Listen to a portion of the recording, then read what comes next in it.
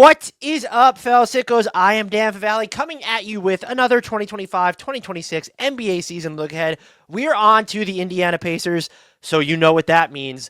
The GOAT, the creator, the founder, the CEO, the czar of basketball. She wrote Caitlin Cooper. Follow her on the socials if you don't already, which would be weird if you didn't, at C2_Cooper on Twitter or X, whatever you want to call it, spelled exactly as it sounds. She's on Blue Sky as well, at Caitlin May Cooper, Caitlyn, May as in May, Cooper, spelled exactly as it sounds. Caitlin, thank you so much for coming back. I really appreciate it. I wasn't sure if you were going to have another podcast to record with Rick Carlisle or something, so I'm glad that we were able to work it out. How the heck are you doing? I'm doing well. I have now just noticed that you are wearing a Basketball She Wrote t-shirt, and I am wearing my HardwoodKnocks t-shirt. Look at that for the sickos. I feel like this is a jersey swap. Man, jersey swaps are fun. I've never done a jersey swap, so this is a big moment for me. So thank you. The For the Sicko shirt. Love it. Thank you so much for that. I have to begin here to talk about last season because that Pacers team was absolutely wild. And I said some pretty inflammatory things about them before they turned things around. But was there a moment for you throughout the course of the season where it kind of resonated with you oh, this team has it? Not that they were necessarily going to go to the finals, but oh, this team is really, really special. I mean, I think that there was a lot of inflection points that just kept building.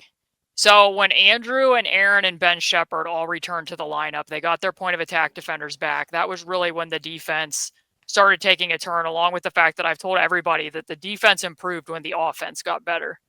So when Tyrese Halliburton started looking more like Tyrese Halliburton, and they were taking better care of the ball, and they were making more shots, that allowed them to set their pressure. They had their better point of attack defenders back healthy in the lineup. That all culminated. Pascal Siakam, which I'm sure we'll get to later, made a really big leap for them within their defensive system and how important he was as a defender.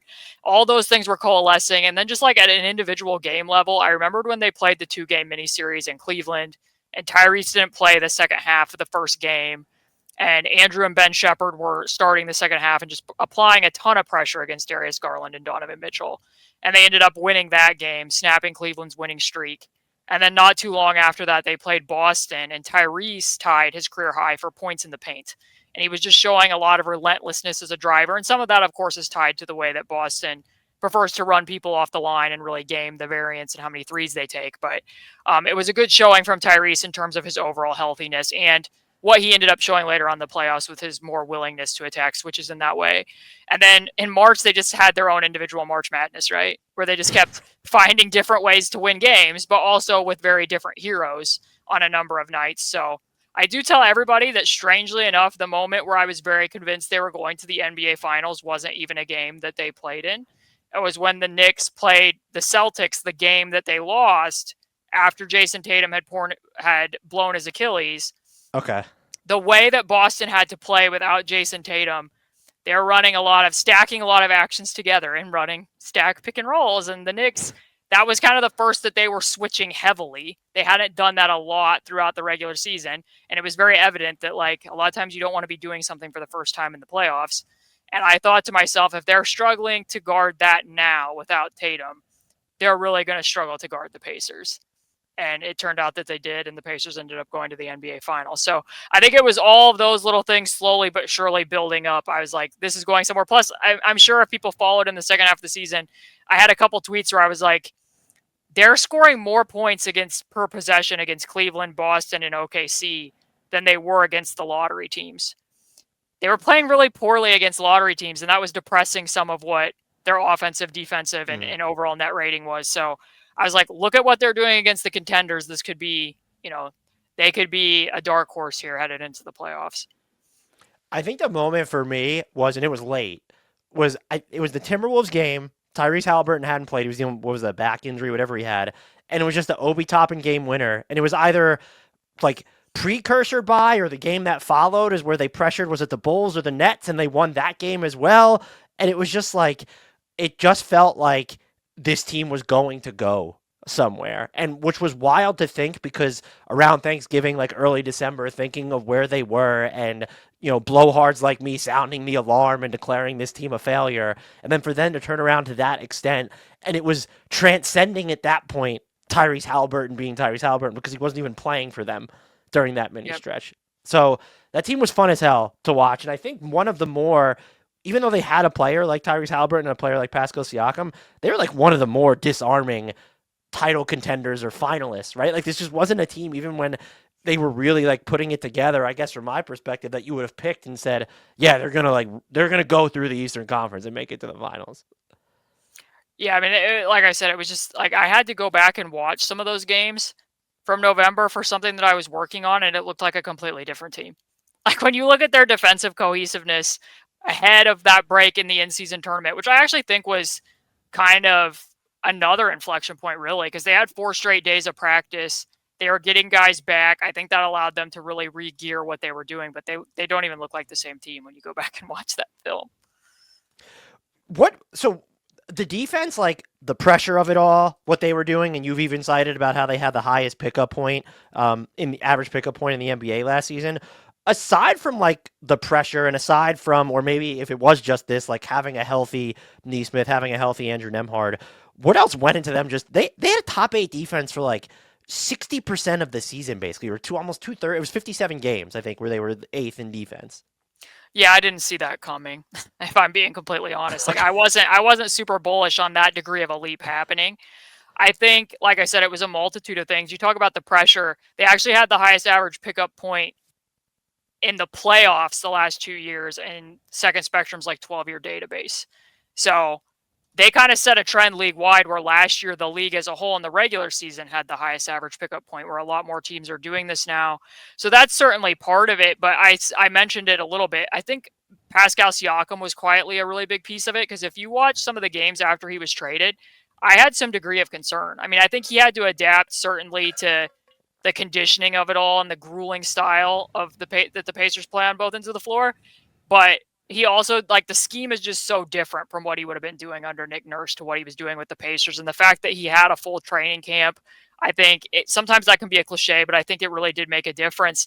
And when you think about it, like last year, 2 years ago in the Eastern Conference Finals, when they played Boston, and when Tyrese was out, they had Ben Sheppard at the point of attack, and Andrew and Aaron were guarding Tatum and Brown in game 3 and 4.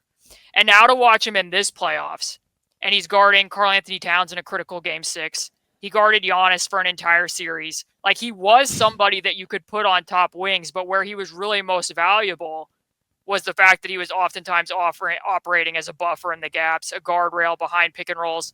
Like, I told people this after Myles Turner made his decision to go to Milwaukee, that when Myles was the screener defender and Pascal was on the floor, they had a top 5 pick and roll defense equivalency. When Pascal was off the floor, when Myles was a screener defender, they had a bottom 5 pick and roll defense equivalency. Jeez. So I think a lot of times people think that Myles was propping up the defense, and this isn't me trying to diminish him. It's just speaking to the importance of Siakam, and also somewhat the difference between Siakam and Obi Toppin as defenders at the 4. But I think Siakam made a really big difference. Nembhard, I've been saying for quite some time, is the best defender on the roster. He came back even better than ever from that injury, was literally defending at an all-NBA level, if not for the fact that he didn't play in enough games and have enough minutes to get some consideration there. He just has so many quirks and nuances to his game. And then quietly, Tyrese made some improvements. He's still the 5th best defender in the starting lineup for sure, but they were able to switch a little bit more with him instead of always having to do, a soft show or a hedge. And then they did more peel switching, which allows him to, if he gets beat as the on-ball defender, he peels off to the perimeter, and he's so good at blocking threes that it actually kind of meshed to his style. And they also gave him quite a bit of leeway to be helping and playing free safety, because he does have a knack for sticking his arms in passing lanes. So he was allowed to be more active, which I think showed some of his strengths a little bit more. In addition to, they didn't play zone a lot, but sometimes they would play a zone and they'd put him at the bottom in case he got hunted like multiple possessions in a row. So he quietly made some improvements. And then, like, another big reason the defense got better is because they just stopped turning the ball over as much. Like, it's unprecedented that they passed the ball as much as they did while turning it over so little, being top 5 in turnover rate. So that, like I said, that has like a cyclical effect where if they don't turn the ball over, it's very hard when you're playing at a fast pace to hit the brakes and get back if you commit a live ball turnover. So they weren't having to do that. And then if you're making more shots, you get to set that pressure. So I think all of those were really big contributing factors in what they were doing and why they were able to, like I said, I watched every game they played last year, and I didn't think that they would be able to make the leap into being a top 10 defense. I have so many follow-up questions, but I really want to ask you, what was it like covering this team like during the NBA finals, even throughout that run, and what, you've talked a lot about like things happening on the court, like what really sticks with you as you're, moving forward, like with this team's direction from that run? Yeah, I mean, if you had asked me at this time last year when we did a look ahead if I thought I'd be at the NBA finals covering a basketball game, I would have to be honest enough to say no at that point in time. I think that the thing that stands out to me the most is the degree to which they were problem solvers. And I think that the overall play style of the Pacers definitely is a reflection of who Tyrese is a player, perhaps more than any other team in the NBA, minus maybe Jokic and the Denver Nuggets. But when you think about their identity as a team, I think a lot of that speaks to Pascal Siakam's trajectory of his entire career. He's always been a tinkerer, and that's kind of what the Pacers were as a team. Like, even if you look at the 7-game series against the Thunder, look how many times their defense changed just in that game. Like, they started out nexting against Shea. When the Thunder countered by, like, we're going to play Hartenstein more because the Pacers pressure, we need a better screener to be getting Shea and Jalen longer runways to the rim. Then the Pacers were like, in game 6, well, we're going to surprisingly pull that pressure back. We're going to have Andrew pick up at half court instead of 3/4 court. Partly to preserve him because they knew that Tyrese was dealing with the calf injury, but also for the element surprise of it all. And then they ratcheted up the pressure in the half court and showed Shea more double teams than he had seen at any point in time in the playoffs. So, like, those are very big defensive adjustments that they were making throughout that game. And they obviously also made a lot of offensive adjustments, but they saved like one big thing on the defensive end in each one of those series that made a really big difference. So I think that the things that stand out to me that I'm going to remember the most is the degree of problem solving that they did, and then also the degree with which that they were really a team playing as a team and were so willing to get out of each other's way. Like, I'm sure the enduring possession that I'm going to remember most from that run was in overtime of game 1 against the Knicks. Sideline out of bounds play. Tyrese and Siakam end up finishing the possession just standing on the logo effectively as decoys, and it's a 3-man action between Andrew Nembhard-Pascal Toppin and Aaron Nesmith. And like, how many teams, how many stars do you know who would be like, yeah, what's best for the team right now is for me to stand out of the way in this situation. Not 2 of them. And we're gonna get Obi Toppin a dunk out of it in overtime and get a road win. So like, those are the things that I'm gonna definitely remember the most about that team.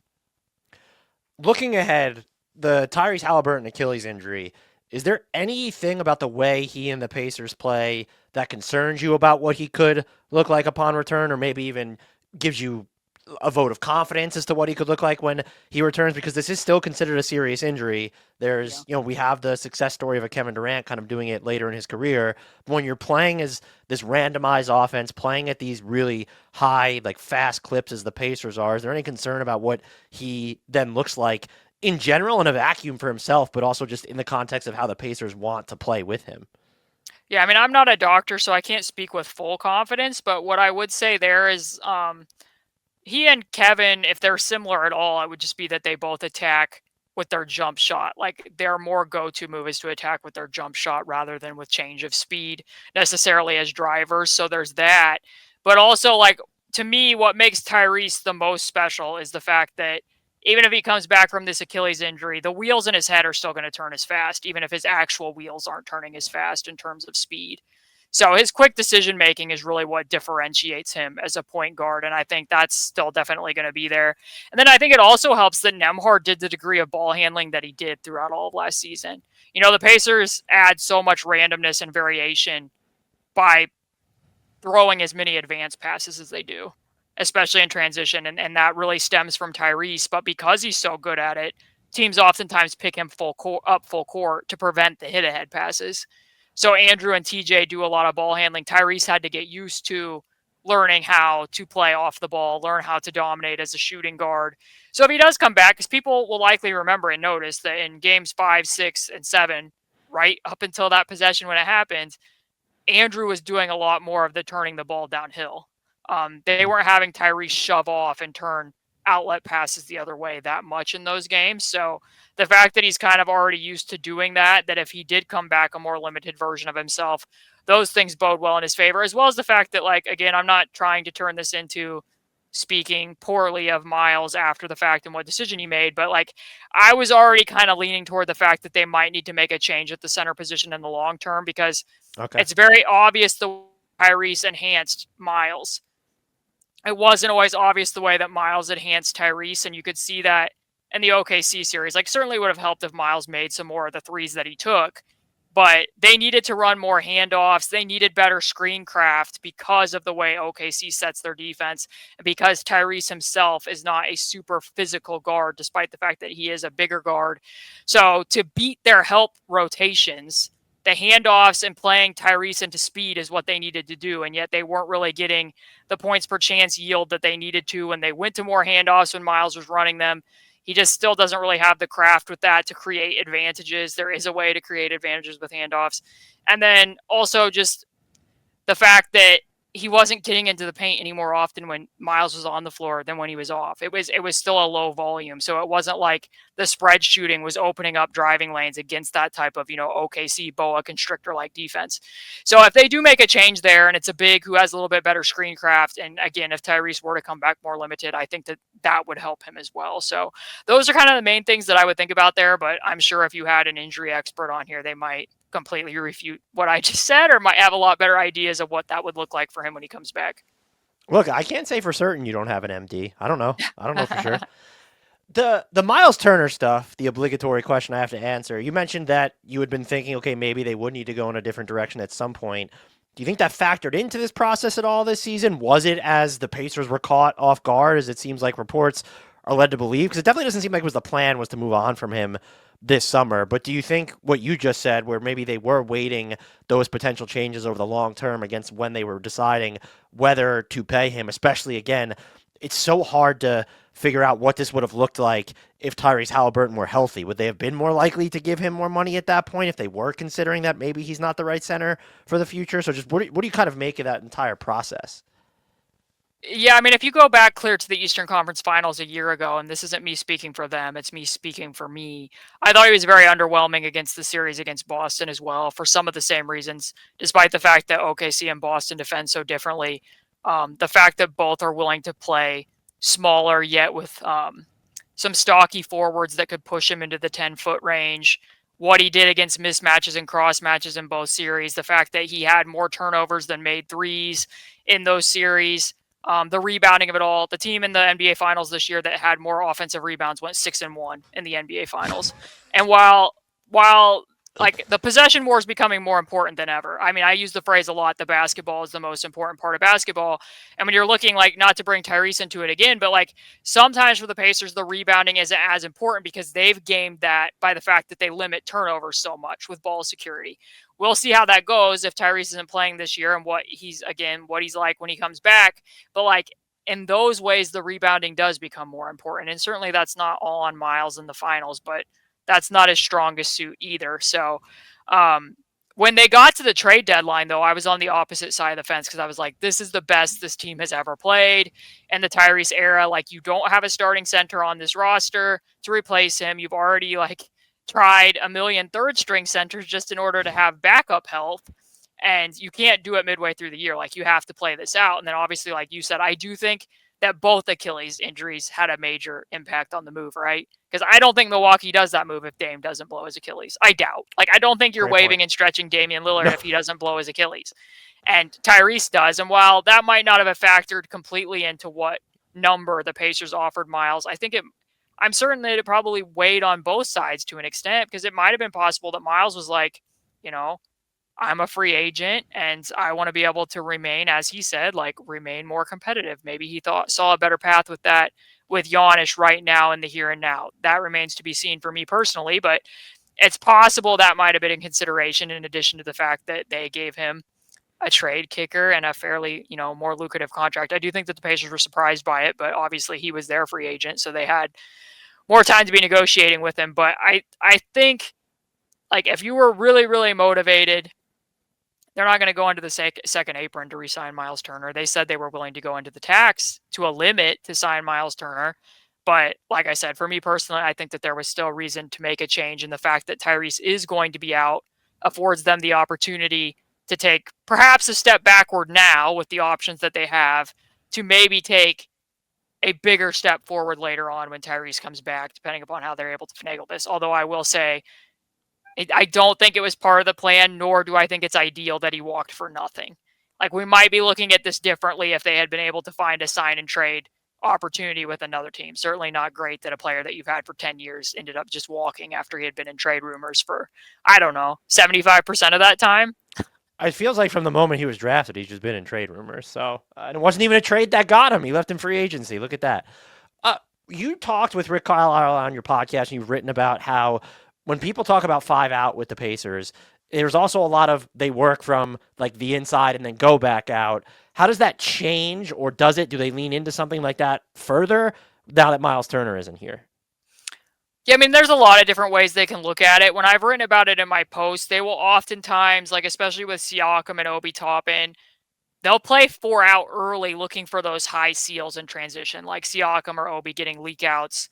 The two of them will seal on the underside to create a really big pocket for those hit-ahead passes. If that's not there, then they prefer to go to a 5 out alignment. Then they might run spread pick and roll. And then if they're still playing at the end of the clock, a lot of times you might see those guys duck in or try to create like a Gortat or a seal screen opportunity so that the guard can get to the basket. They carve open driving lanes.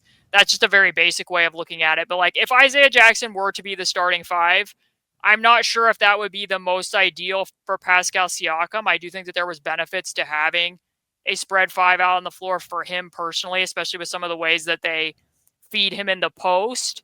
But if Isaiah's at the top of the key, there can still be benefits to like, let's run a handoff, and it's actually advantageous that your guy's playing off of you. And now maybe we can set up screening angles and handoffs, and our guys have space to get downhill.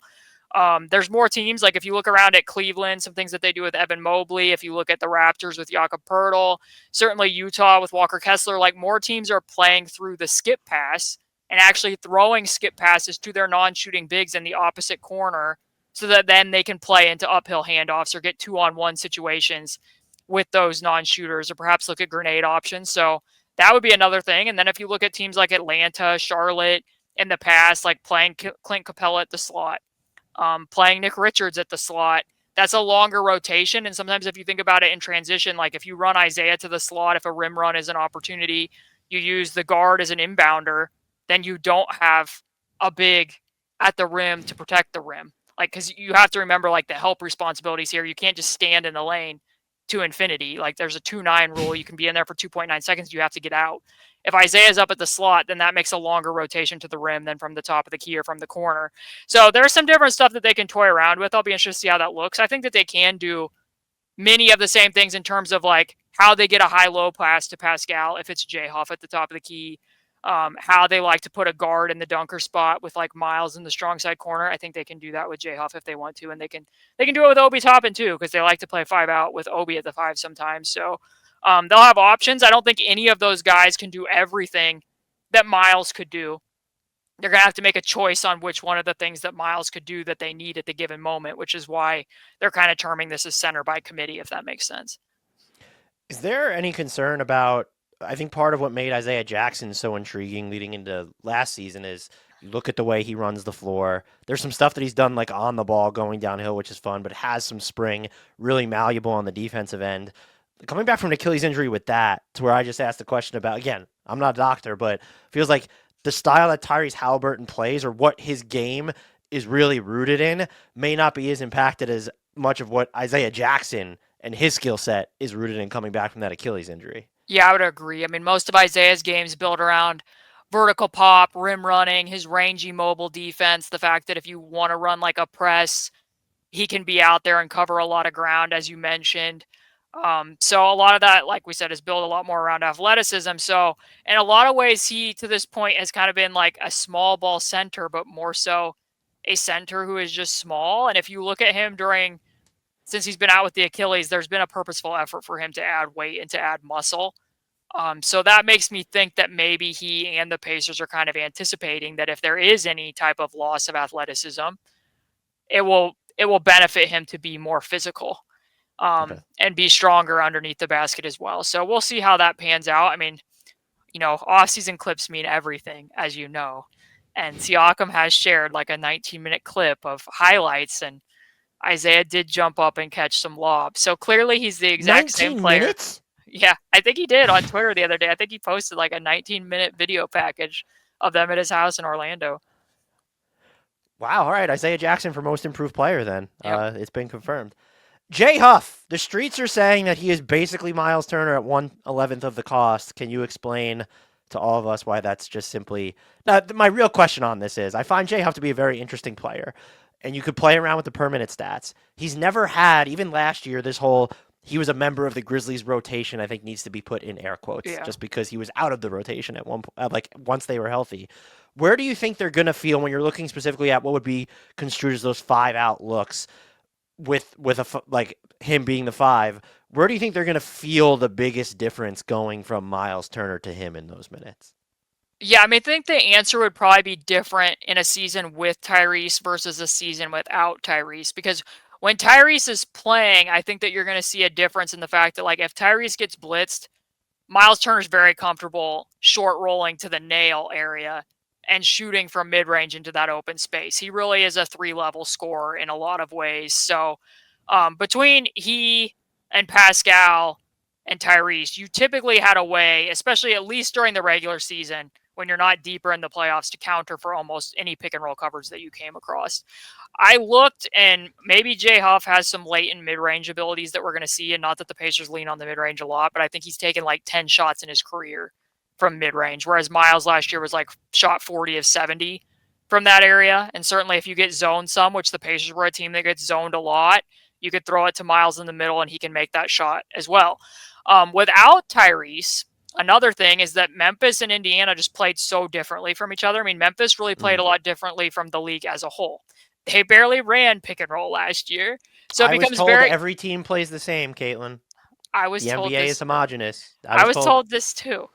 And like, if you have TJ and Andrew Nembhard as your point guards, and especially with Nembhard, if they're going to see a lot more unders, which they potentially could, depending upon if Andrew can get his pull-up 3 to more volume, if people are ducking under a lot, then Jay Huff is going to need to be able to be a decent rescreener. And Myles has never been, like, as I mentioned in the OKC series, never necessarily known for his screen craft. So maybe that's somewhere where Jay Huff could have an edge. I mean, he actually, despite not being a regular rotation player, as you just said, almost had as many transition 2s last season as Myles. So how that translates in the Pacers' transition attack will be interesting, because obviously Myles more often functioned as a trailer at the top of the key.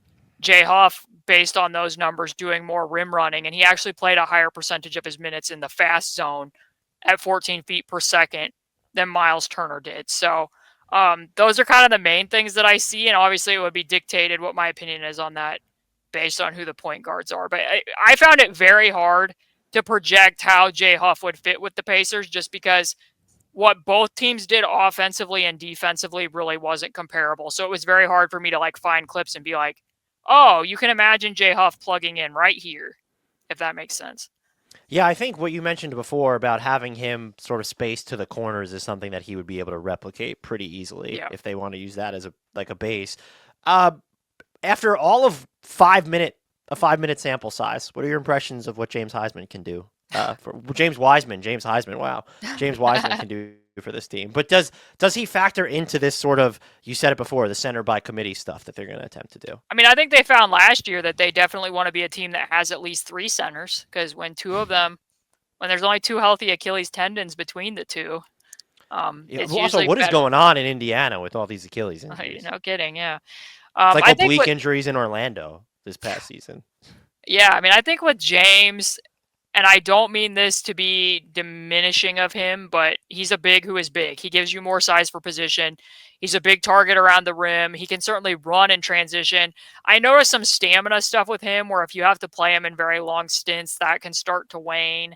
I think you have to keep things very simple with him at both ends of the floor. And like some of the stuff that I just mentioned, like the Pacers, like if Pascal catches the ball at the elbow, they like to have, Andrew Nembhard, Bennedict Mathurin in that dunker spot rather than a big, because it creates a wider gap for Pascal to attack into, but also then if Pascal gets past his initial guy, the rim protector is a guard. And that's kind of where the disconnect is a little bit for me with like Isaiah Jackson and James Wiseman, because it's harder to space them in the ball side corner than it would be with Huff and Obi and Myles, certainly. So that was something that kind of stood out in preseason, but he ran the floor for them. He finished. He had a lot of rebounds per minute in preseason, but some of that was coming in garbage time. I wouldn't project him to be in the center rotation when the season starts. I mean, Tony Bradley's still technically in play too. He has a non-guaranteed deal, but I look at it as I would be surprised if Huff isn't the starter. Given that Isaiah is coming back from an injury, I just kind of expect that they might want to ease him back in as the reserve. And then if they needed to go to a different look, I would sooner kind of expect that they would go with Obi and Siakam, to be honest with you. Ooh, what a segue to my next question, Caitlin. Given whether it's uncertainty or the community of it all at center, are we going to see more, like a lot more, appreciably more of the Obi Toppin, Pascal Siakam front courts, or even just maybe Toppin's not on the floor? I think even Rick Carlisle mentioned this on your podcast, like Siakam at the 5 type units in general. Yeah, typically they will only go with Siakam at the 5. Like they did that late in the second game of the year against Dallas when they wanted to press. So they went really small. I think it would have been like Andrew, Ben Sheppard, maybe Mathurin, Nesmith, and Siakam. And they were just flying all over the place trying to force turnovers, which they ended up doing, and then pulling off another one of their March Madness miracle wins. Usually, if they're going small, it's typically with Obi at the 5.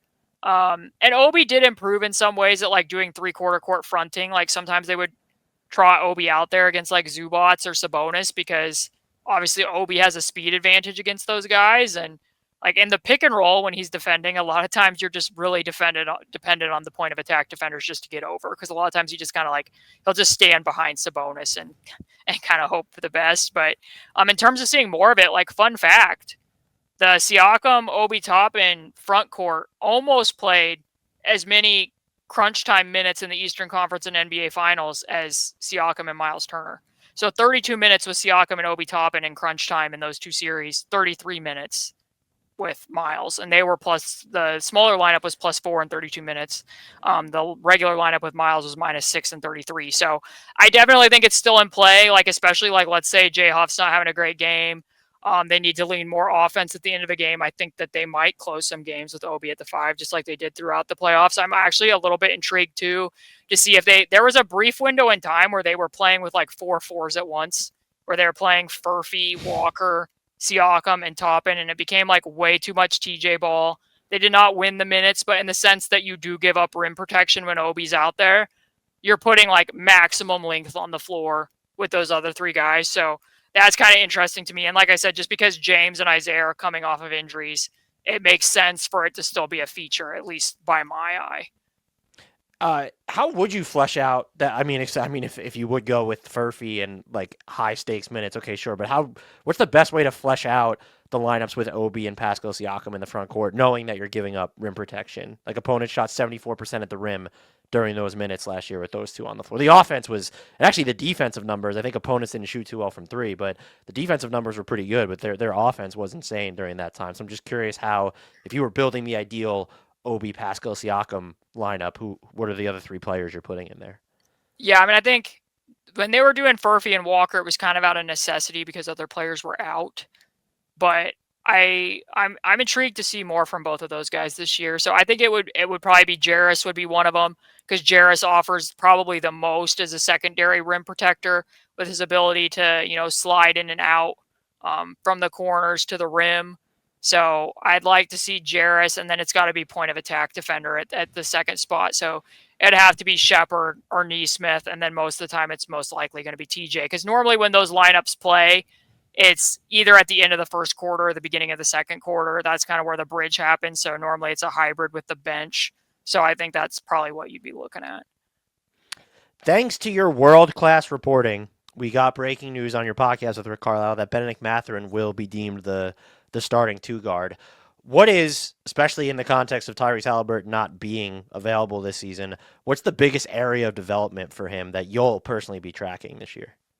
Yeah, I mean, I think that there's still some things that are important to his fit with Tyrese that you're still going to be able to monitor even without Tyrese. So to this point, since Ben was drafted, they're only plus 0.3 in net rating and over 2,900 minutes played when Mathurin and Tyrese are out there. And we don't need to go really far into that because this is about this season and Tyrese isn't going to be playing. But Rick said it on that podcast. They need Mathurin to be a more consistent runner and sprint to the corners. And he used Sheppard as a contrast in that. And that was a little bit of a piece that I wrote here this past week about like, will the Pacers still be the Pacers? And that like Ben Sheppard led the league in the percentage of his minutes that he played fast, meaning that he is consistently running to the corners as part of their pace attack. They're going to need more of that from Mathurin when you look at what the starting lineup's going to be, especially because I think that it's possible that they might need Siakam to be more of a secondary ball handler this year because they're down. Like it's very reductive to say they're down by a ball handler without Tyrese, but truly they are. Like most of the time they would play with two of the three of TJ, Nembhard, Tyrese. So if you need Siakam up front, then it becomes even more important for Ben and Nesmith to be sprinting to the corners, and that's something that you're still going to be able to watch for whether Tyrese plays or not. And then also I think his point of attack defense needs to improve. He can't give up as many screen rejections. They need him to be more attentive. The ball pressure is still going to be a feature of what they do, and this year it's going to be more important because, to be honest, they got to find a way to reduce some of Andrew Nembhard's workload. He can't still be the guy that's going to guard the other team's best player for an entire game and be picking up 50 feet while he's also a primary ball handler. If Ben's in the starting lineup, he's going to have to do some of that because it can't always be Aaron, because Aaron's very foul prone, number one, when he's guarding on ball full length of the floor, but also because Aaron has to take some of those assignments from Pascal. Like, you gotta, like, Andrew and Pascal are going to have a lot on their shoulders this year. So you're going to need Aaron to take some of that from Pascal. You're going to need Ben to take some of it from Andrew. So that part defensively, you're still going to be able to keep an eye on, because I still think Ben's on-ball defense is actually still a little bit ahead of his off-ball defense, but it still has a ways to go. So those two things in particular, and if he made progress with them, then maybe in a year from now you could make a case again. It would be a long shot for me. I don't think that there's a strong, compelling case that when Tyrese is healthy, that Mathurin should start in front of Andrew. I really can't see that one. But maybe if he does these other things, you could make a case because he is the more versatile scorer of starting in front of Nesmith. But he'd really have to show a lot more consistency with it. But those are the main things that I'd be looking at, yeah. You did mention that there are things they could do that would scale to when Tyrese Halliburton's back to get an idea of how Bennedict Mathurin fits into it all. But how feasible is it, or how much change are you bracing for to see from them on the court without Tyrese Halliburton? Like, how much harder does it get to play to typify their randomization on offense when he is not going to be there at all? And then just the second layer to that question is then how difficult, let's say Ben Mathurin has like a great season this year, but like how difficult does it get to judge like what he is to this team with Tyrese Halliburton when you're just not going to see that at all this year? I mean, I think that they're still stylistically going to want to play up tempo, which is where a lot of the randomness comes from. And still, if a play stalls out, that's the other place where the randomness comes from. The pace after, the triggers that they go to reignite the offense. And that is the spot where it gets kind of glitchy for Ben. That's where it leads to catch and hold. Like Todd Whitehead had that really great chart that he made after my podcast showing ranking the Pacers players in terms of their catch and hold time and how quickly they make a decision, and Ben was last. So I think that you'll still be able to keep an eye on that. Like, they might not be able to do it at the same level without Tyrese, but I think that those things they are still going to try to do. Like, whether I go back and forth about whether they'll run as much pick and roll or not. I know you said that in the outline, and part of me thinks, well, it might need to be less, because if they're seeing a lot of unders, maybe that leads them to do more interior entries to Siakam. Maybe it becomes more 5 out, just drive it, and that's more touches for Ben. But then on the other side of it, and like if they are seeing more unders, especially with Andrew, like Andrew has a knack for foot fakes. He should be able to reject in some of those situations, but they might have to do more rescreens. And if they're consistently rescreening, which is a high value points per possession play, rescreens are, then that could mean a lot more screens. So that could go either way. But those are kind of the things that stand out to me. You might see more handoffs, more pitches, because those make it a little bit easier to, pitch it. The guy goes under. It's an automatic rescreen. You twist it to get into offense too. So we'll see. But I think that you'll still be able to evaluate stuff from Ben. It's not going to be perfect because, like I said, Ben Ben, like I said, is more catch and hold. He's better at playing out of plays. Tyrese, very quick decision maker, better at playing at random. But the Pacers are still going to be doing both of those things. And to be honest, if Ben showed like he had a tremendous season playing his style, then maybe they're more amenable to that, right? Like, the Oklahoma City Thunder didn't have to play like the Indiana Pacers to win a championship. Why? Because they have otherworldly talent in Shai Gilgeous-Alexander. Like, you're willing to do things when it's an extraordinary outlier. So I don't think Ben's on the same level as Shai, but like if he showed more of that and they could blend the two things together, like I think that they would be open to it. It's just at what level is he doing it at to make it worth it to sacrifice their overall efficiency play style, the way that they want to play deep into the roster, the way that they want to play frenetically at both ends of the floor. We talked a little bit about this before we hopped on, about how the league might be perceiving these guards who aren't playmakers for others and they're not quite wings.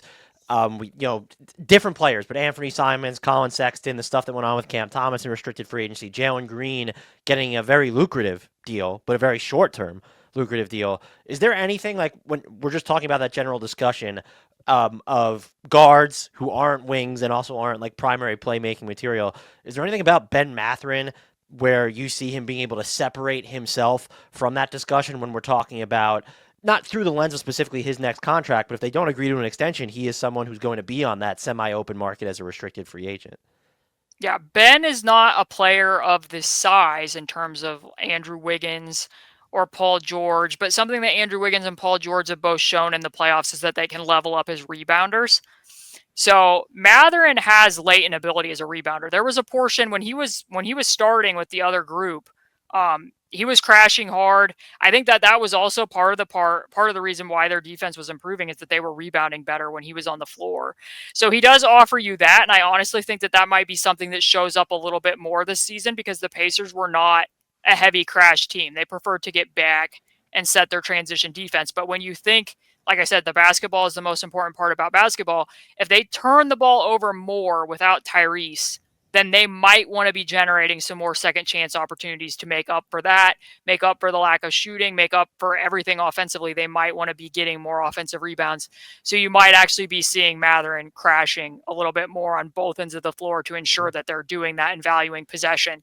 So I think that when you're looking at, somebody like I mentioned, like what Colin Sexton's trade value just was, like Ben, I think, has more upside overall, but that's definitely an area when we're looking at some of these other guys and how the league's valuating him that he could potentially still differentiate himself in. I think the default take on Andrew Nembhard at this point is we know he's going to have to just shoulder a lot more. Yeah. What specifically should we be looking for him to shoulder more of now? Like, what is the biggest change or some of the biggest changes that he's going to experience with life sans Tyrese Halliburton? I would tell everybody to go back and watch Game 5 against the Thunder series. After Tyrese had kind of tweaked his calf, you watch, and they had shifted most of the ball handling to Andrew. And by the end of that game, and by the fourth quarter of Game 5, like, Andrew was exhausted.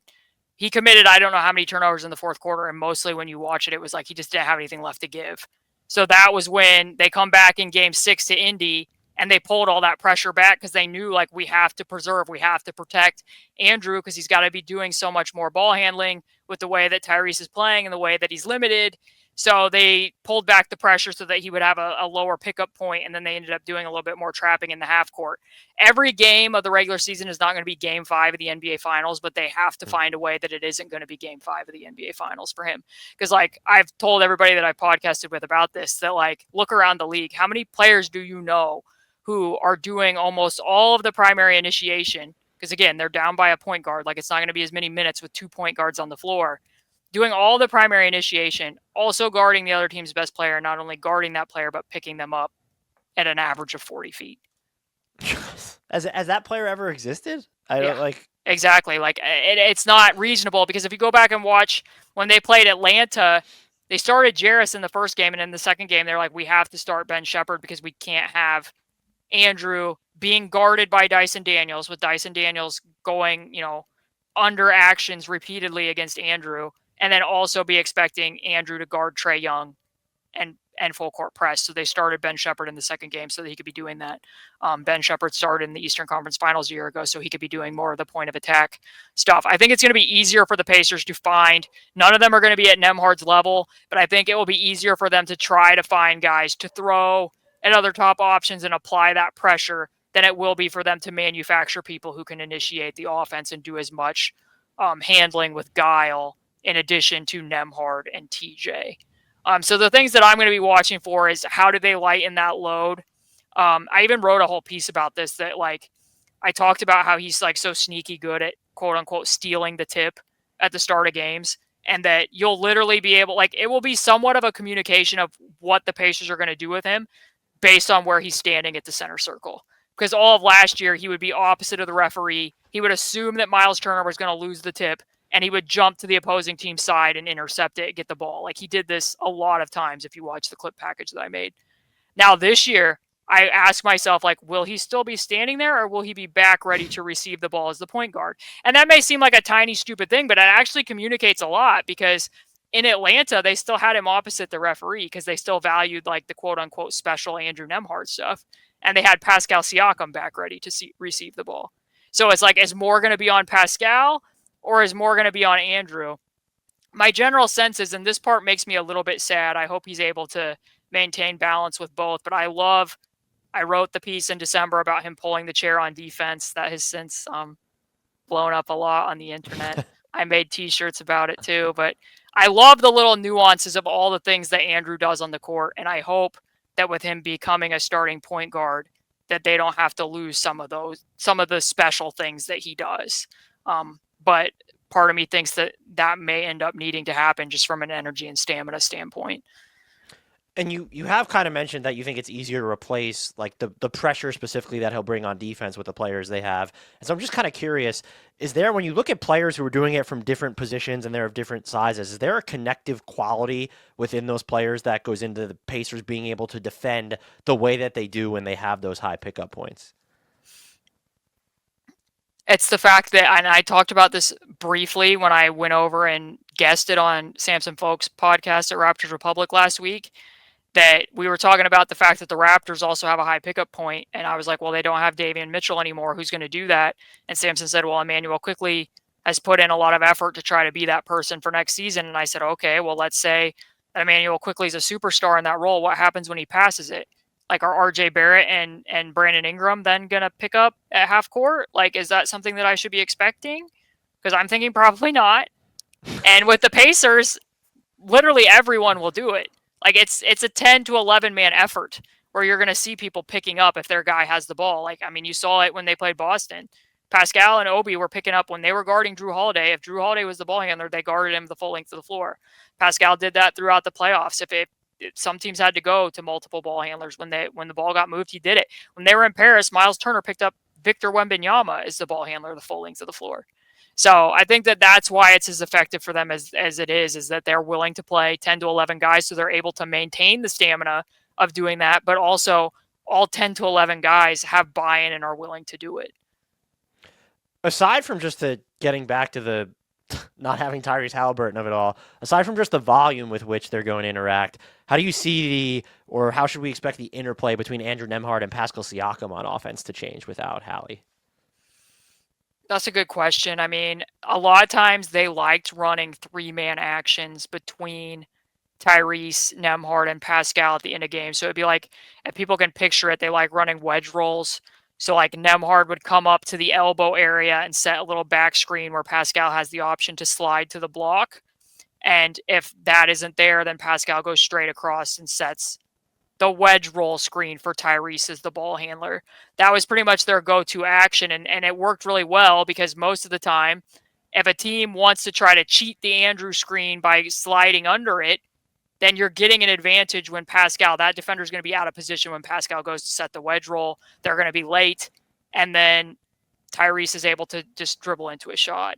So if you're having to reverse those roles, certainly somebody else, Andrew's a very physical guard screener, but somebody else can step in there and set the back screen for Siakam. You might still get the same benefit where the screener defender is late to the screen, but then it goes back to what I said. How often are other teams going to, go under on this, and then you're going to be able to trust, like, And they're comfortable using Pascal as a screener, but are you comfortable using him as a screener who has to show more craft against an under than what was ever necessary with Tyrese? And like, let's also not forget Tyrese very high at the top of the list in terms of screen rejections.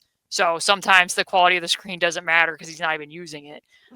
So that's kind of a thing. But I think that I still expect to see, like, it might change a little bit too, because if Andrew's being guarded by like Dyson Daniels, is it advantageous for you to be running like the empty side actions between Pascal and Andrew? Maybe yes, but maybe not as much. Like in the past, Andrew a lot of times would have a weaker defender. So if Andrew comes up and screens for Pascal, then you're getting the benefit of, not Dyson Daniels. So that will be a tiny thing, but I mean, they like to be a team that has a lot of guys that are able to do a lot of things. So, I guess if it were a case where, Trae Young's guarding Aaron Nesmith, they would probably be just as willing to let Aaron go set a screen for Pascal to try to get what mismatch they want. It just might not be as many frequent ones, just between Andrew and Pascal independently. Aaron Nesmith, we've come a long way since like 3 years ago on this podcast. When they first acquired him, I said he just makes me nervous when he tries to dribble. He's improved just every single season. Is there still like bites at the apple for him to conquer a next frontier, or have we seen like peak Aaron Nesmith by this point? I think that something that stood out to me a lot in this playoff run was that he shot 43% on 50 guarded threes in the playoffs. So guarded threes. Last year in the playoffs, he shot 7 of 29 on guarded threes. So then you have to ask yourself, like, why was he so much more effective shooting shots that were contested? And I think that part of the biggest reason for that was, if you look at his most frequent assignments in these playoffs, it was Shea, Jalen Brunson, Donovan Mitchell, AJ Green, Darius Garland, Gary Trent Jr., Kyle Kuzma, I think, was the tallest defender that was one of his more frequent assignments. Last year in the playoffs, it was Chris Middleton, Jason Tatum, Jaylen Brown, Josh Hart. So because Nembhard was being used so much more often as an initiator, teams weren't as willing to be like, oh, let's put Jalen Brunson or Donovan Mitchell or Darius Garland onto Nembhard. We don't, you don't want to be using those guys as point of attack pick and roll defenders as much. So those guys were getting moved over to Aaron, which meant that Aaron had a height advantage consistently throughout at least the first 3 rounds of the playoffs, which enabled him to be able to be a more effective shooter because, he improved his footwork as like a blur screener. But he takes most of his threes are not off the dribble. Some of them were this year. So the fact that he could take like a one dribble shot and evade a closeout mattered. But I think that's the thing that stands out to me the most. So then it kind of goes back to Bennedict Mathurin then, right? Like if Ben's able to draw some of those tougher assignments at the 2, just like what Andrew was doing in the playoffs, then Nesmith might still see some of those smaller guards throughout the regular season, and that will be to his benefit. But to your point, I think they might need even more on-ball juice from him, honestly, because like I've mentioned these games against Atlanta a lot, but that's because Tyrese didn't play in them, and it provides the best window into what they might be looking at. And like if Aaron's being guarded by Trae Young and Andrew has the ball being guarded by Dyson Daniels, the Hawks a lot of times would go to like a hedge and under. That way they could keep Trae on Aaron Nesmith, so he's doing a soft show, he's staying with Aaron, and Dyson would duck under the entire action. So you're taking away like a little short roll. If the screener wants to short roll, they can't get to it. So that was something that the Pacers had to work around. The best way to counter for that is to pop. So if Aaron can pop and drive against Trae Young, very valuable, but he's got to be actually willing to rip it from a standstill and be able to attack some of those smaller, weaker defensive assignments. So I think that there are some circumstances where they might actually need even more on-ball juice from him, although he definitely made progress from 2-point range after he returned and was healthy as a starter last year.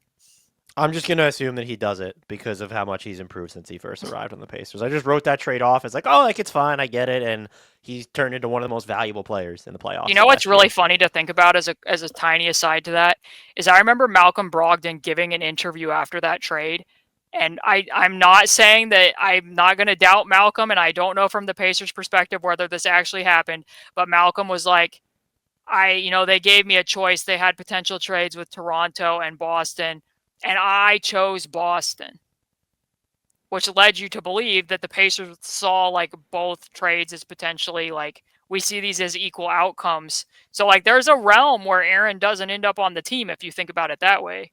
Like the Pacers could have gotten something back from Toronto. Who Like was on again, Toronto at that point? Like what? exactly. So Who it's did like they think was comparable to Aaron Nesmith? I don't know. Like I always question that because I'm like, really? They gave you leeway to pick, but that's what he indicated in an interview after the fact, that he was like, there was potential for me to go to Toronto or Boston, and I wanted to come to Boston. I want a chance to win. When Jarace Walker came into the NBA, two of the things I said was, I don't trust his shot from beyond the arc, and I think he's going to be a defensive monster. He's kind of flipped both of those things on their heads. Almost half his shots have come from three since entering the league. Not a ton of volume, but he shot them well. And his defense has just felt like it's touch and go. Yeah. So what can Jarace Walker be? Because this is one of those players where I just don't have a great feel for what he can potentially become at this point. And also just how much of an opportunity do you expect him to have this season, specifically because year three it's kind of unofficially a critical year for every player, because you now have technically a track record under your belt, and also from a team building perspective, you start thinking about, they're extension eligible after this season too. Yeah, it's kind of funny with Ben Sheppard and Jarace in that same draft class, because Ben Sheppard was pegged as the shooter, Jarace pegged as, the defensive monster, and like Ben ended up impressing with his point of attack defense, and Jarace ended up impressing with his shot.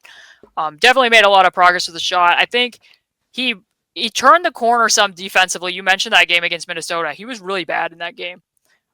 They put him on Anthony Edwards late. They basically had to blitz everything. He picked up a lot of late game fouls, ended up fouling out, or no, he didn't foul out. He ended up limping off with an injury, and then they had tried to put him on Julius Randle. Like, it was not a good showing. But after that game, like little by little, it was like, okay, he could potentially, have like a bit role in the playoffs at this point. Like, I even wrote my preseason or my preview piece on the Bucks about like how ready is ready, because they might legitimately need Jarace Walker to take some of these possessions against Giannis, because you can't have Pascal being the only primary, and like nobody else has size to do it. And Jarace did end up taking some of those possessions. I think mainly like sometimes it can be tough, like what you said with a toolsy wing, and like exactly when you can do everything, what is your crystallized skill that keeps you on the court?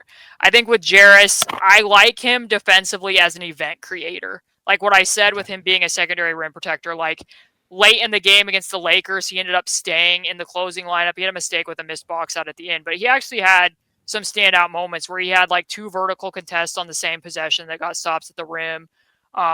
For me, the thing that I'm watching for the most with him, and Pascal showed this in a little workout video, is he's trying to get Jarace to stampede catch more, which means like the go and catch rather than wasting a dribble, to help him get better driving angles. And hopefully that will then help him with his takeoff points, because I'm still at a place with him where like I don't want in the half court for him to be taking almost as many runners as layups at his size. And a lot of that still goes back to the fact that I've mentioned this many times, but he tiptoes.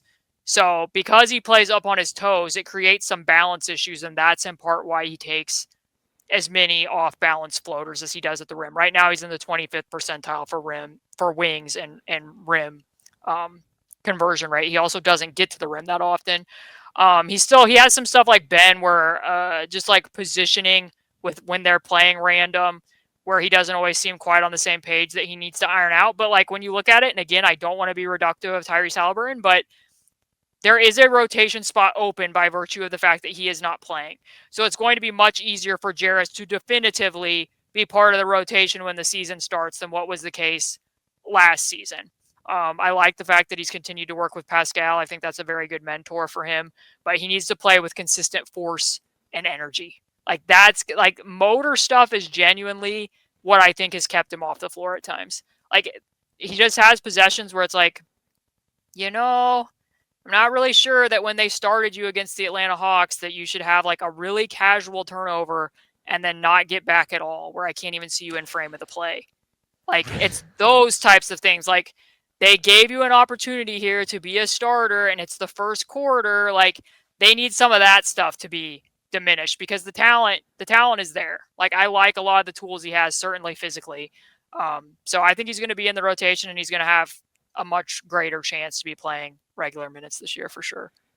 You should have him watch on the getting back in transition defense stuff. You should have him read the piece about Pascal Siakam falling down and then still being able to get back on defense. Yeah, and that's like that was one of the hallmarks of like the Pacers defense. Is there was like only 3 defenses that were better at points allowed per possession when the Pacers would miss a shot at the rim. And when you're missing a shot at the rim, a lot of these, I mean, someone who's watched a lot of Knicks, not everybody's going to get back. Shout out Karl-Anthony Towns for that one. So it's like when these, like you have Pascal Siakam falling down and still managing to get back. So maybe they should just watch him, show him like nonstop footage of that on a loop and see if it takes. We can only hope. Yeah, I mean, I watched every clip because if people don't know, Pascal did lead the league in falls last year. He had more. Subscribe to Basketball She Wrote. There was the jump passes one that was like the piece that popped like a couple years ago, and that you had shirts made after and everything. And then you're able to just go into the weeds on Pascal Siakam falling down. It was absolutely incredible. You podcast about it, you wrote about it. Go subscribe and pay for the Basketball She Wrote subscription right the hell now. I'm sorry to interrupt there. Those are my favorite types of pieces. Like I like the Andrew Nembhard chair pull one. I have a shirt on that one. But the Pascal one was actually a mailbag question that somebody sent me in December, and I had been quietly being like, this would be a good thing to do as a summer project. And I told him, I was like, when it's the summer, I'll do it. And so he had the most falls on his jump shot of any non-guard. And so I sent Samson all that film, and the two of us watched it because I was like, he's watched more Pascal than anybody. And we were able to do that podcast together. So I know that one was really far into Caitlin land. That's a very quirky deep dive. But you're fomenting sickos. You had someone ask that mailbag question about Pascal Siakam. So like everyone is like they're picking up on your sickoism by osmosis. I love it. That's one of the benefits of my Patreon. I get a lot of really thoughtful mailbag questions that I always appreciate every month for sure. Where are we at on the Ben Sheppard experience? It's a curious one because he came back from that oblique injury, and his shot, to me, by my eye, looked like he was twisting a bit to his left after that. And he's never been like a consistent. I think most of the time with Sheppard, you kind of feel like you wish you would make like one more 3 than what he does. So that's there. And I think sometimes you wish that he would take like one more 3 than what he does. Like he's very quick to trigger the extra pass. But like Rick talked about, on that podcast when he was comparing the two Bens, and he termed it as this, like Ben Sheppard really is a soldier within their system. Like he's going to run to the corners, he's going to lubricate and really be important in between actions, and he has one of the lowest blow-by rates in the NBA. Like now sometimes against more physical guards, if he gives up a bump, he doesn't always have the highest or the best like contest on that. But if you need somebody to pressure full court and you need somebody that's going to run, that's your guy. I do wonder, like, I think Taelon Peter's pretty interesting, and Taelon Peter kind of does some of the Ben Sheppard stuff. And I also think Johnny Furphy is really interesting. And while I do not see Johnny Furphy as a shooting guard, other than maybe in some really quirky lineups, he kind of does some of the Ben Sheppard stuff too. But these things being said, like, it's very important organizationally that Bennedict Mathurin be the starter, and Mathurin definitely has the higher ceiling overall.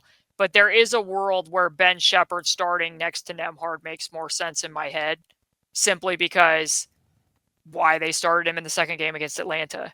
You can put Ben Sheppard on Trae Young and be like, hey, go pressure the ball so Andrew doesn't have to do it. And also, we can count on you. Like, our pace is, like, people talk about, they ask me, like, is the pace going to still happen without Tyrese on the court? I'm like, it has to. It's almost more important without Tyrese on the court because of what might be going on in the half-court situations. So with that in mind, like, he is your most reliable runner. So there is a world where that makes a little bit more sense in my head and could loom if they don't get off to a good start, despite the fact that I readily acknowledge that for many reasons for the team as a whole, it needs to be Bennedict Mathurin. And I understand why Rick revealed that in the way that he did on the podcast. But I still like Ben Sheppard. But like I said, there's 2 people behind him in a similar role who I think are really intriguing and also offer some things that Ben Sheppard doesn't do, but I don't think that they're ready to leap into play the Ben Sheppard role right now today, if that makes sense. Ben Sheppard's is more proof of your clairvoyance, because I remember talking about him coming out of his first summer league and asking you, like, this guy defended like a lot of really big players. There was like a defensive possession that he had in the post that is one of the few summer league plays that is tattooed to my memory. Chet Holmgren. And I was just like, and I think like the jumper is going to be fine. He's just going to become like this really elite 3-and-D guy. And you're like, I don't know. Like the jumper feels like it's going to be inconsistent. Lo and behold, here we are 2-3 years later, whatever it is. And you just mentioned it'd be nice if he could make 1 or 2 more 3-pointers or take them. That's what it feels like. You did mention some of the other guys. For some reason, I was in charge of doing rookie scouting reports after Summer League this year at Bleacher Report. Taelon Peter does interest me because of one of the notes I had where it feels like half court does feel like he's in constant motion. You mentioned him. You mentioned Johnny Furphy. Of the quote-unquote like other guys that the Pacers have on the roster, who do you find just most interesting through that big picture lens? Or even maybe could they surprise and get some run this season? Johnny Furphy intrigues me a lot. He fits their style of play quite well for the same reasons that Ben Sheppard does. He needs to be able to do more above the break, and when he was at Summer League, he was bigger. Number one, he looks like he's put on like legitimate. I don't want to make this muscle watch, but they said it was Aggregators. Hashtag muscle watch. Yeah, I mean, if you look at the photo of him, Basketball I Shield. understand that they're standing on an incline, but he bigger and better Johnny Furphy apparently, but he did turn the ball downhill more from above the break. What happened once he got downhill wasn't always ideal, but when you're that size and you can actually guard on ball handlers, that's really special.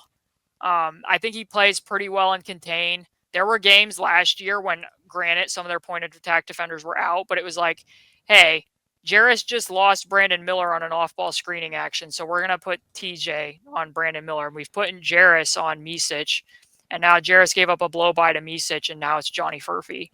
And Johnny Furphy's doing a better job of playing in contain, or like being up in Brooklyn and me seeing them put Johnny Furphy on Dennis Schroeder. Like, again, when you're that height and that's an assignment you can take on, like I would not put him on guards on all ones, but the fact that he can do it at all is a pretty cool thing. And I feel comfortable with him guarding 2 through 4. The shot needs to make progress, but he's a good rebounder. I think the rebounding is going to be more important for the reasons that I said. I think filling and running lanes in transition is going to be important for the reasons that I said. And then obviously everybody knows what he had with the dunks in Summer League and what his overall athleticism is. So if I had like a hot take about the Pacers, it might be that Johnny Furphy cracks the rotation at some point this season over somebody else. So it's like he outplays somebody rather than something goes wrong. Like there's another. I think it could happen. I think it's possible. Like, I don't think it will be that case at the beginning of the year. But if he comes, because he's usually pretty ready to play, if he comes in and can do some of the stuff he did at Summer League, I think it's possible. After that, like I said, Taelon Peter really intrigued me. And it might be because it was stuff like, I don't remember how many drives he had at Liberty, but I want to say it was less than 15. And to see him at Summer League, and it's like, oh, he's got a little extra burst there. Like, he just had a hezzy out of the corner. He switched hands on a layup. I was like, he has a lot of momentum moving toward the basket. And also he was better defensively than I expected.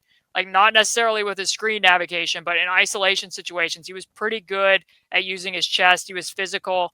So I think there's something there, and he's very intuitive as an off-ball mover in some ways that sometimes I don't even see from guys in the main rotation for the Pacers, being that, like, they'll run, like, pin downs into handoffs out of baseline, out of bounds plays. And there were times at Summer League where he recognized, like, oh, there's a switch. I can slip that pin down. Those opportunities are there a lot in games.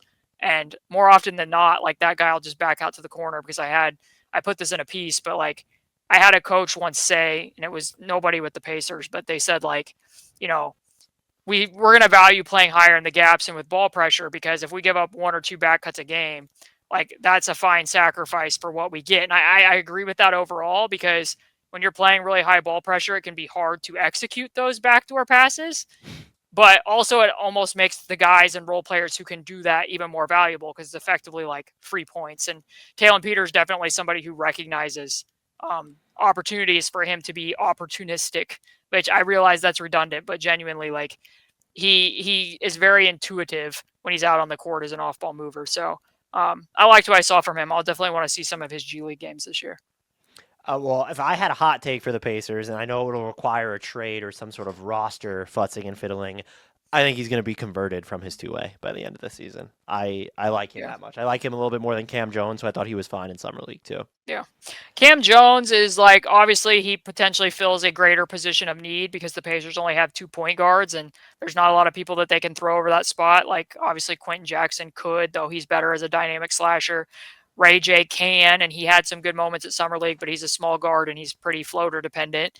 But Cam's game is very, like, the quirks and nuances are pretty predictable, because he's extremely left-hand dominant. Like, you can pretty much count on, if there's a screen to his right, he's going to reject that screen. If he gets turned and he has to go to his right, he's almost going to always if he's on the right side of the floor, he's almost always going to go to his spin move to get to a lefty floater. Like it's very predictable and consistent that those are the things that he's going to do. So at the NBA level, I think that's going to be tough because in some ways he does. I had a scout reach out to me and tell this, and I think it's accurate. Like he's very similar to Lance Stevenson in his body type, his drive pattern, his shooting mechanics. So his shot is either going to have to get more consistent or he's going to have to be not as left-hand dominant because he doesn't. The thing that differentiates him from Lance Stevenson is he doesn't have as much kick and burst. He's not as athletic. So he's a good finisher and he's good playing off of 2 feet. He's crafty. That matters, but he's going to have to be really crafty because right now, like I said, it kind of matters because the Pacers, people are going to counter and be like, well, Tyrese is a super right-hand dominant guard and so is TJ. I'm like, well, yes, but Tyrese will still go to his left. He gets off the ball too quickly, but he still can make passes with his left hand.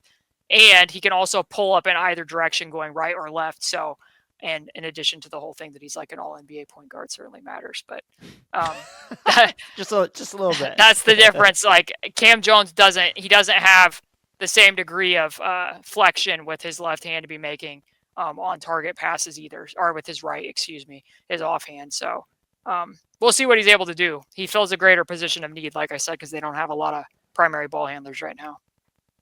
CC, are you ready to enter the cookie cutter / lightning round portion of the podcast? Oh, I indeed am. Now, maybe this question really isn't that interesting because of the Tyrese Halliburton injury. So if I remove saying the biggest need they have is a healthy Tyrese Halliburton, what is this roster's biggest need as of right now to you? I mean, I think it's directly related to Tyrese Halliburton, right? I mean, I think in addition to if they have a starting center between Jay Huff or Isaiah Jackson, that would be a massive, massive win. I think they're still going to need a starting center at some point. But shooting in general, like they shot 38% from 3 on 38 attempts per 100 when Tyrese was on the court. Only 38% of those were heavily contested. When he was off the court, they shot 34% on 30 3-point attempts per 100, and 44% of those were heavily contested. So lower volume, lower accuracy, higher contest rate. Like I think probably the biggest Tyrese stat that I know of that I was going to mention earlier that speaks to like what he can do as being negative space and art is that the Pacers had one of, like, here I have it. They were 29th in the percentage of touches that they were double teamed on last year. 29th. And yet they took the lowest percentage of threes that were heavily contested. So without being double teamed, they weren't taking contested threes. And some of that's by design because they don't take bad shots. And they like to stampede catch a lot to create angles to the rim, sometimes at the cost of catch and shoot threes.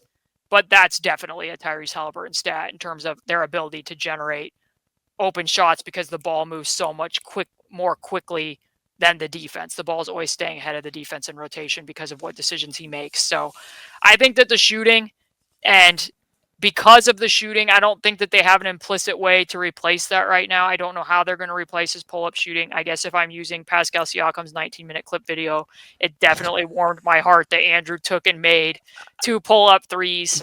And I like Andrew Nembhard a lot. I think he has a lot of guile as a pick-and-roll creator. So I certainly hope that that's a thing that holds for him. But that means they're going to need to crash more. They might need to rim more and more. They might need to be a more physical team overall.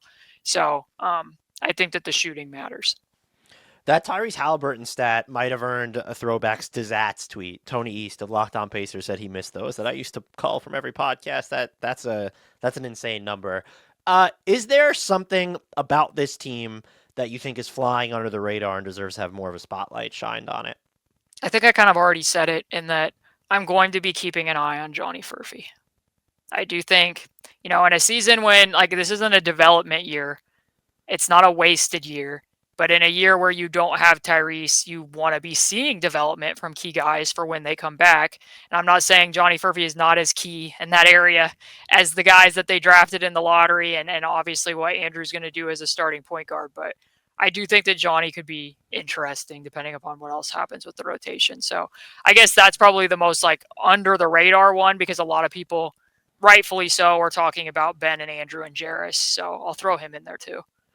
I meant to ask you this when we were talking about Nembhard and Mathurin. They have, I don't know how much attention you pay to like awards odds. They have like 2 of the top 4 odds to win most improved player. Who do you think is going to be in a position to maybe actualize, like have that better opportunity? I think Ben Mathurin's working from that lower baseline, which I think can always help in that award. But I feel like Andrew Nembhard just might have more agency over the offense, and so I almost would lean towards him. It's almost like they're going to be interrelated, right? Because like if Andrew does more with agency over the offense, it might be because somebody's lightened his load on defense. And if somebody's lightening his load on defense, it might be Mathurin. So if Mathurin makes progress as a defender and also is like a 20-point per game scorer, you might lean Mathurin. But I think in my head, the big picture one is that let's say that, and I'm not saying this is going to happen, but the Pacers started 10-15 last year. If the Pacers start 10-15 again this year, and they're like, we need to make a starting lineup change, who between Nembhard or Mathurin's the most likely person not to start? Mathurin. Well, they got to make room for Johnny Furphy, so I think that it's Ben Yeah, Mathurin. it's not going to be Johnny Furphy.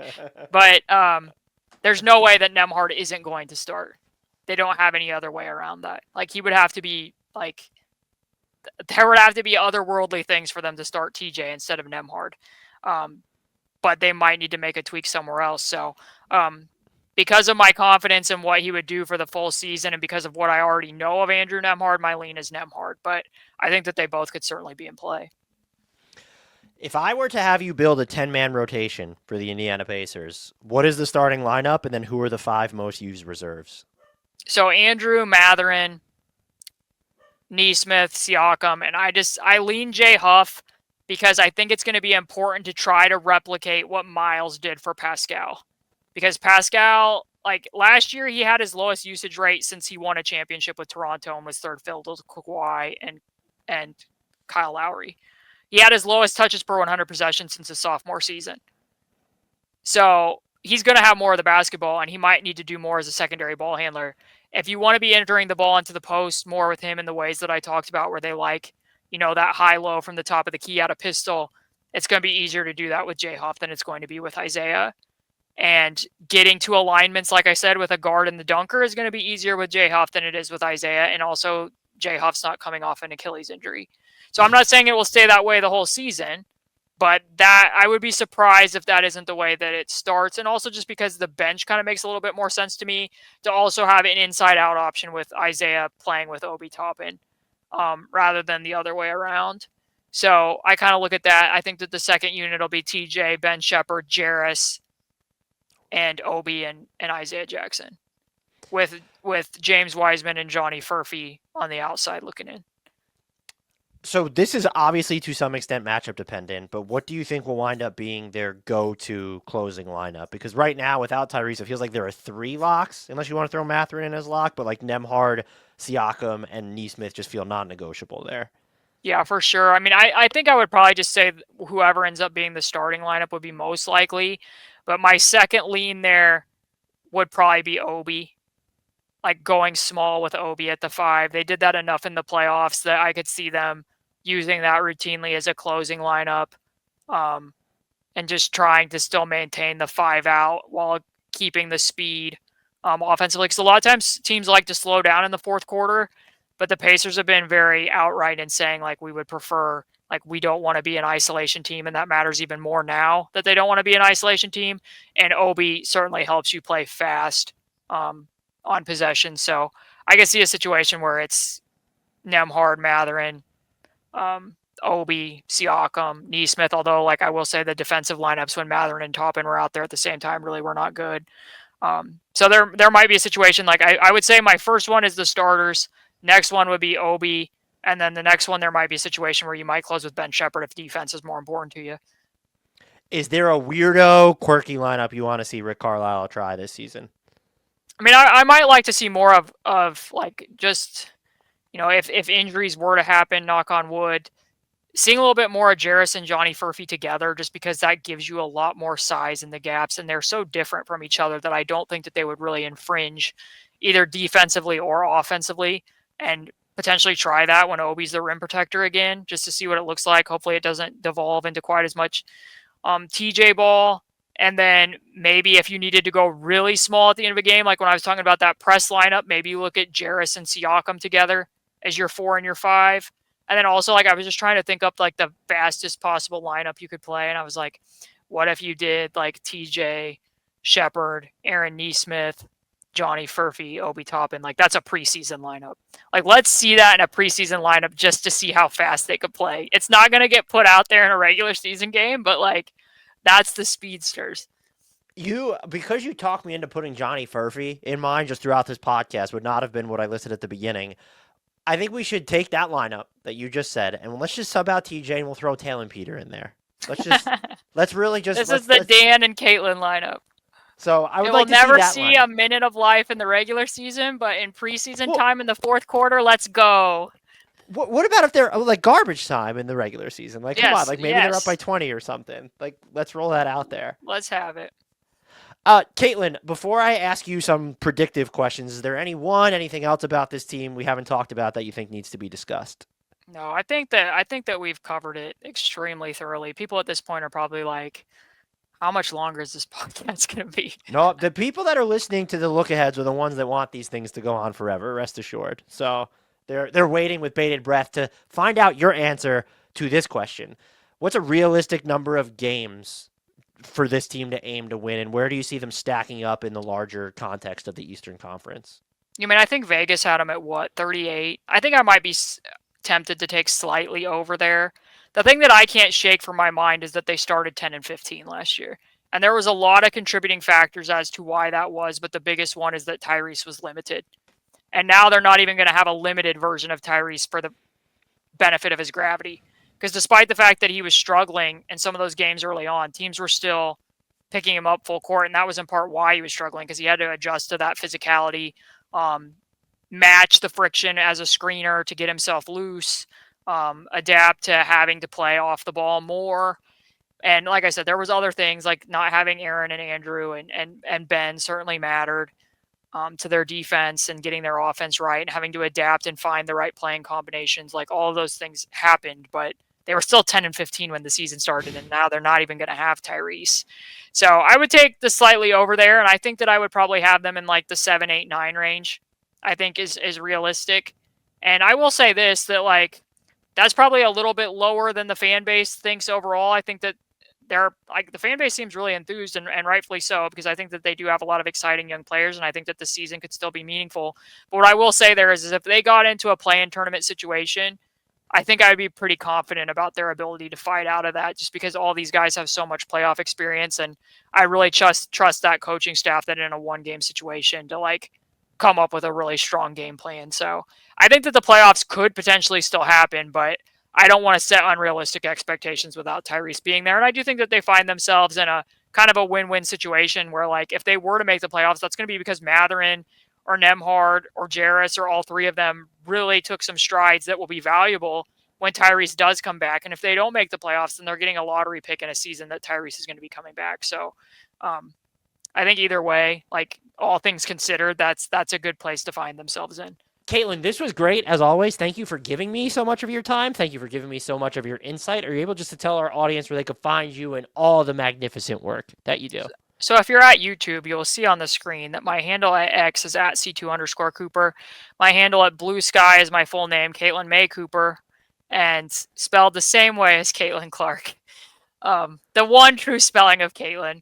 But then if you go to either of those places, the link to my Patreon's there. Patreon.com/basketballshewrote is where you'll find all my work. And if you want to check out, I put all of my YouTube videos over there, but on YouTube, it's just my name as well. And Samson and I, if you want to go back and relive the playoffs, all of our playoff videos are there. We did do the one about Pascal. And then I tried to do the interview that I did with Rick Carlisle in a way that it would hopefully remain and stay evergreen. I wanted to talk about, broader NBA concepts and what random offense has meant to him over the course of his career, and he even touched on it from his time as a player. So I think that one will be able to be re-listened to, despite the fact that some of it was certainly timeliness with this current version of the team. But if you just want to learn more about random offense and basketball in general, obviously there isn't going to be a better source for Pacers basketball than just listening to the head coach of the team.